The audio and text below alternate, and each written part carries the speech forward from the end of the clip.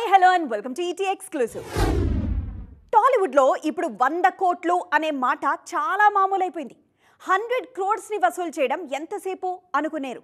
ఇక్కడ మనం మాట్లాడుకుంటోంది కలెక్షన్ల 100 కోట్ల గురించి కాదు, పెట్టుబడుల 100 కోట్ల గురించి. అంత బడ్జెట్ కూడా స్టార్ హీరోలకు కాదు, మిడ్ రేంజ్ హీరోలకు. మరి అంతంత డబ్బును ఏ నమ్మకంతో పెడుతున్నట్లు మాట్లాడుకుందాం, వచ్చేయండి. నాగ చైతన్య హీరోగా కార్తిక్ దండు డైరెక్షన్లో తెరకెక్కుతున్న సినిమా బడ్జెట్ ఎంతో తెలుసా? ఆ గ్రాండియర్, ఆ విజువల్స్, ఆ సెట్టింగ్స్ అంతా చూస్తుంటే మామూలుగా అయ్యేటట్టు లేదనుకుంటున్నారా? అయితే మీరు అనుకున్నది కరెక్టే. 100 కోట్లకు పైగా బడ్జెట్తో తెరకెక్కుతోందట ఆ సినిమా. కార్తికేయతో ప్రూవ్ చేసుకున్న నిఖిల్ నెక్స్ట్ సినిమా స్వయంభూకి కూడా ఆ మాత్రం బడ్జెట్ పెడుతున్నట్టు ఇండస్ట్రీలో టాక్. ఈ మధ్య వరుస సినిమాలతో పాన్ ఇండియా స్టార్ గా ప్రూవ్ చేసుకున్న ప్రయత్నాల్లో ఉన్న natural star next cinema the Paradise budget కూడా 100 కోట్ల కన్నా ఎక్కువనే మాట ఉంది. ఇంటర్నేషనల్ రేంజ్ లో ప్రమోషన్లు కూడా ప్లాన్ చేస్తోంది టీం. ప్రతిదీ ఆ 100 కోట్లకు పైగా ఉన్న బడ్జెట్ లెక్కలోకి వస్తుందంటున్నారట కెప్టెన్. డీజే టిల్లుతో ప్రూవ్ చేసుకున్నారు సిద్ధు జొన్నలగడ్డ. ఈయనతో సితారా ఎంటర్టైన్మెంట్స్ నెక్స్ట్ తెరకెక్కించబోయే సినిమా బడ్జెట్ కూడా 100 కన్నా ఎక్కువేనట. 2 పార్ట్లుగా తెరకెక్కే ఆ సినిమా మీద హోప్స్ ఎక్కువగా ఉన్నాయి ప్రొడక్షన్ హౌస్ లో. ఇటు సంబరాల ఏటిగట్టు కోసం కూడా అంతే బడ్జెట్ పెడుతున్నారట మేకర్స్. మిడ్ రేంజ్ హీరోలే అయినప్పటికీ సబ్జెక్ట్ మీద కాన్ఫిడెన్స్ తో ఖర్చు చేస్తున్నారు. అంతా బాగుంటే అంతకంతా రావడం గ్యారంటీ. ఏ మాత్రం తేడా జరిగినా నిర్మాతలకు పెద్ద జర్క్ మాత్రం తప్పదని హెచ్చరిస్తున్నారు ట్రేడ్ పండిట్స్. అనవసరమైన ఖర్చు చేయకుండా ఆచితూచి అడుగులు వేస్తే అంతా బాగుంటుందనే హెచ్చరికలు వినిపిస్తున్నాయి. జపాన్ని ఇప్పుడు ఇంటర్నేషనల్ విజిటర్స్ మాత్రమే కాదు, హీరోలు కూడా చాలా ఇష్టపడుతున్నారు అనడం కన్నా సెకండ్ హోమ్లా ఫీల్ అవుతున్నారు. ఒకప్పుడు రజనీ వేసిన బాటలో మన సూపర్ స్టార్స్ అడుగులు వేస్తున్నారు. RRR సినిమాకు జపాన్లో వచ్చిన క్రేజ్ అంతా ఇంత కాదు. డైరెక్టర్ రాజమౌళికి స్పెషల్ ఫ్యాన్స్ ఉన్నారక్కడ. జస్ట్ రాజమౌళికే కాదు, ఎన్టీఆర్కి, రామ్ చరణ్కి కూడా చాలా హ్యూజ్ ఫ్యాన్ బేస్ క్రియేట్ అయింది జపాన్లో దేవర పార్ట్ 1 కోసం స్పెషల్ ప్రమోషన్లు చేశారు తారక్. అక్కడ ఎన్టీఆర్ హుక్ స్టెప్ అంతగా ఫేమస్ అయింది. తారక్ మాత్రమే కాదు, జపాన్ ఫ్యాన్స్ కోసం రామ్ చరణ్ కూడా స్పెషల్గా విజిట్ చేశారు. త్వరలో పెద్ది కోసం కూడా జపాన్ ట్రిప్ ప్లాన్ చేస్తున్నారని టాక్. త్వరలోనే ప్రభాస్ కూడా ది రాజాసాబ్ కోసం జపాన్ని విజిట్ చేయనున్నారు. ఇదివరకే వెళ్లాల్సిన ట్రిప్ పోస్ట్ పోన్ కావడంతో ఈసారి మాత్రం మిస్ కాకూడదని ఫిక్స్ అవుతున్నారు. ఒకప్పుడు తమిళ సూపర్ స్టార్ రజనీకాంత్కే అంత ఫాలోయింగ్ ఉండేది. కానీ ఇప్పుడు మన స్టార్ హీరోలకు సాలిడ్ ఫ్యాన్ బేస్ క్రియేట్ అవుతోంది జపాన్లో. 2026 సమ్మర్ మాదే అంటున్నారు మెగాభిమానులు. పూనకాలు లోడింగ్ అంటూ పాజిటివ్ యాటిట్యూడ్తో ఎదురు చూస్తున్నారు. మార్చి నుంచి వేసవి మొత్తం మాదే అనే కాన్ఫిడెన్స్ కనిపిస్తోంది వారి దగ్గర. ఇంతకీ ఏ సినిమాలు వేసవికి రానున్నాయో ఒకసారి చూద్దాం, వచ్చేయండి. చికిరి చికిరి సాంగ్ కి, అందులో చరణ్ వేసిన స్టెప్పులకి ఫిదా అవుతున్నారు మెగాభిమానులు. ఇది కదా మేం కోరుకున్నది అని హ్యాపీగా కనిపిస్తున్నారు. పెద్ద సినిమాను గ్లోబల్ రేంజ్ సక్సెస్ చేసి చూపించమని అడుగుతున్నారు బుచ్చిబాబు సానాని. మార్చి 27న మెగా పండుగను షురూ చేయడానికి రెడీ అవుతున్నారు మెగా పవర్ స్టార్ సినీ రిలీజ్ స్టార్ట్ చేస్తే కంటిన్యూ చేయడానికి ఏప్రిల్ 2nd వీక్లో ఉస్తాద్ భగత్ సింగ్ వచ్చేస్తున్నాడు. ఈ సినిమా సక్సెస్ గ్యారంటీ అంటూ ప్రొడ్యూసర్ మైత్రి రవి చెప్పిన మాటలు ఫ్యాన్స్ లో ఉత్సాహాన్ని నింపేస్తున్నాయి. తమ్ముడు సక్సెస్ రూట్ ని క్యారీ ఫార్వర్డ్ చేయడానికి రెడీ అవుతున్నారు విశ్వంభర. సమ్మర్లో సినిమా తప్పక వస్తుంది. ఇప్పటిదాకా ఎవరూ చూడని ప్రపంచాన్ని విశ్వంభరలో చూడబోతున్నారు. అత్యంత అద్భుతంగా ఉంటుందని భరోసా ఇచ్చేస్తున్నారు మెగాస్టార్ చిరు. ఆల్రెడీ సంక్రాంతికి మనశంకర వరప్రసాద్ గారితో కనిపించే ఆయన సమ్మర్లో సెకండ్ టైం షేక్ హ్యాండ్ చేయడానికి రెడీ అవుతున్నారు. పెద్ద మావయ్య సినిమా వచ్చి వెళ్లిన గ్యాప్ లో రంగంలోకి దూకేయడానికి రెడీ అవుతున్నారు సంబరాల ఏటిగట్టు హీరో సాయి తేజ్. తుక్కుగూడలోని సెట్లో శరవేగంగా షూటింగ్ జరుపుకుంటోంది సంబరాల ఏటిగట్టు. ఎవరూ ఊహించని కథతో సమ్మర్ రేసులో జాయిన్ అవుతున్నారు హీరో. ప్రమోషన్లు రోజు రోజుకు వింతగా కనిపిస్తున్నాయి. సినిమా ఆడకపోతే ఇండస్ట్రీని వదిలి వెళ్ళిపోతా, చెప్పుతో కొట్టుకుంటా, అర్ధనగ్నంగా తిరుగుతా, ఇలాంటి మాటలు ప్రీ రిలీజ్ టైమ్స్లో చాలా వినిపిస్తున్నాయి. అంత అవసరమా అని కొందరు అంటుంటే ప్రమోషనల్ స్టంట్స్ అని పెదవి విరుస్తున్నారు మరికొందరు.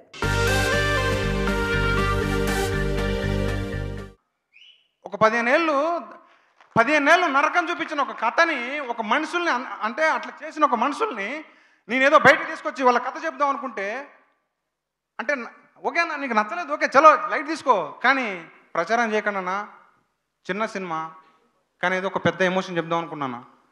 సారీ అన్న, మీరు అంటే మిమ్మల్ని హర్ట్ చేస్తే ఈ సినిమా మిమ్మల్ని హర్ట్ చేసి క్షమించండి, కానీ దయచేసి నెగిటివ్ టాక్ దేకండి అన్న.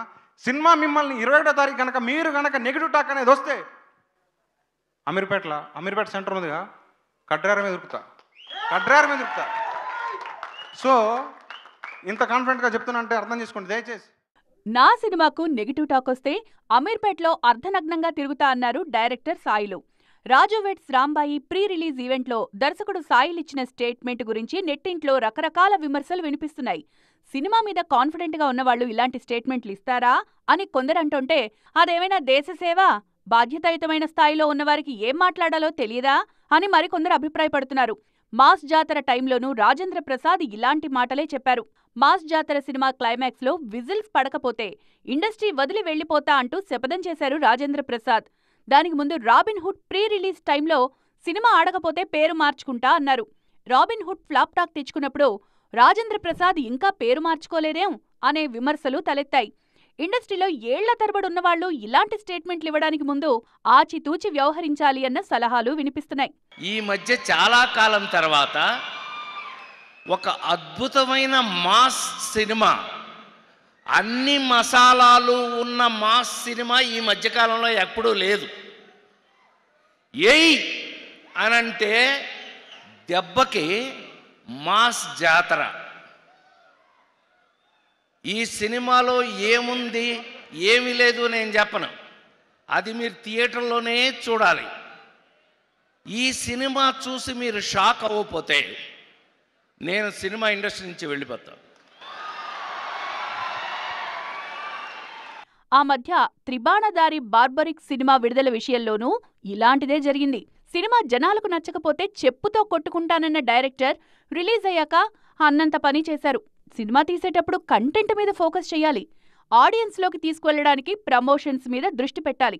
అంతేగాని ఇలాంటి పబ్లిసిటీ స్టంట్స్ వల్ల జనాల్లో చులకన కావడం మాత్రం ఖాయం. ఎక్స్ట్రా టికెట్లు తెగే ప్రసక్తే లేదు అంటున్నారు అనుభవజ్ఞులు. ఈ వారం రిలీజ్ లైన్లో ఉన్నవన్నీ చిన్న సినిమాలు. ప్రతి హీరోకి ఈ సినిమా ఇంపార్టెంటే. ప్రతి ఒక్కరూ ఆ ఒక్క లక్కీ హిట్ కోసం వెయిట్ చేస్తున్నవారే. అల్లరి నరేష్ టు ప్రియదర్శి ఈ వారం థియేటర్లలో సందడి చేస్తున్నారు. ఇంతకీ మీరే సినిమా చూడాలో డిసైడ్ అయ్యారా?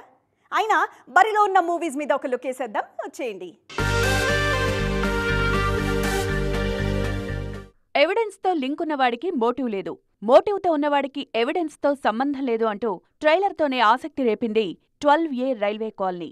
అల్లరి నరేష్ నటించిన సినిమా ఇది. తెలుగమ్మాయి కామాక్షి భాస్కర్ల నాయిక. ఈ సినిమాతో పాటే థియేటర్లలోకొచ్చేస్తోంది మరో సినిమా పాంచ్ మినార్. రాజ్ తరుణ్, రాశీ సింగ్ జంటగా నటించిన సినిమా పాంచ్ మినార్ 5 కోట్ల మనీ చుట్టూ తిరిగే కథతో సినిమాను రూపొందించారు. నవ్వులు కురిపిస్తున్న సినిమా పాంచ్ మినార్. రూరల్ బ్యాక్డ్రాప్లో తెరకెక్కుతున్న సినిమా రాజు వెడ్స్ రాంబాయి. వేణు ఊడుగుల నిర్మాణ భాగస్వామ్యంలో తెరకెక్కుతున్న సినిమా రాజు వెడ్స్ రాంబాయి. వాస్తవ ఘటనల ఆధారంగా రూపొందిన సినిమా ప్రేక్షకుల అటెన్షన్ గ్రాప్ చేస్తోంది. ఈ వారం రేసులోనే ఉంది ప్రేమంటే మూవీ. ప్రియదర్శి, ఆనంది జంటగా నటించారు. సుమా కనకాల కీలక పాత్రలో నటించడం సినిమాకు special attraction. North and south అనే తేడా ఇంకా ఉందా? ఎప్పుడో వన్ సినిమా కాలేదా అని అడిగే వాళ్లకు కాలేదు అని చెప్పడానికి ఖచ్చితంగా ఒక ఫీల్డ్ ఉంది. అది గ్లామర్ ఫీల్డ్. హీరోయిన్ల పరంగా ఇంకా సౌత్ అండ్ నార్త్ భేదం స్పష్టంగా కనిపిస్తూనే ఉంది. ప్యాషన్ కోసం నార్త్, బ్యాంక్ బ్యాలెన్స్ కోసం సౌత్ అనేలా ఉందా సిచ్యువేషన్? Let's discuss.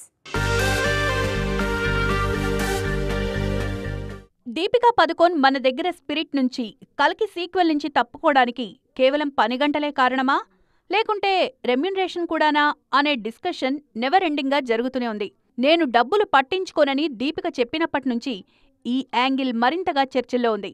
నార్త్లో కాస్త డిమాండ్ ఉన్నవారికి సౌత్లో దాదాపు రెట్టింపు రెమ్యునరేషన్ ఇస్తున్నారా? నార్త్లో యంగ్స్టర్స్తో సినిమాలు చేస్తున్న వారికి సౌత్లో స్టార్స్తో చేసే అవకాశాలు తలుపు తడుతున్నాయి. వాటికి తోడు వాళ్ల నార్త్ మార్కెట్ని దృష్టిలో పెట్టుకుని రెమ్యునరేషన్ పరంగానూ మనవాళ్లు బాగానే ఇస్తున్నారన్నది టాక్. అందుకే సౌత్ సినిమా ఛాన్సుల్ని వదులుకోవడానికి ఇష్టపడ్డలేదు నార్త్ ఆర్టిస్టులు. ఫ్యాషన్ కోసం హిందీ సినిమాలు, పారితోషికం కోసం సౌత్ సినిమాలు అనే పంథాను ఫాలో అవుతున్నారనే మాటలు బాగానే వినిపిస్తున్నాయి.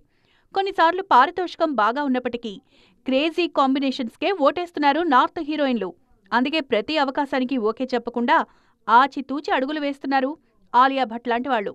చాలా మంది హీరోయిన్లు సౌత్ అనగానే ఓన్లీ తెలుగు అని ఫిక్స్ అవుతున్నారు. మరికొందరు మాత్రం మరో అడుగు ముందుకేసి తమిళ్ సినిమాల్ని కూడా సైన్ చేస్తున్నారు. కన్నడ, మలయాళం వైపు చూస్తున్న నాయికామణుల సంఖ్య అతి స్వల్పంగానే ఉందన్నది అందరూ యాక్సెప్ట్ చేసే విషయం. ఇది వాటి ఎక్స్క్లూజివ్. మరిన్ని ఇంట్రెస్టింగ్ అండ్ ట్రెండింగ్ అప్డేట్స్ కోసం చూస్తూనే ఉండండి TV9.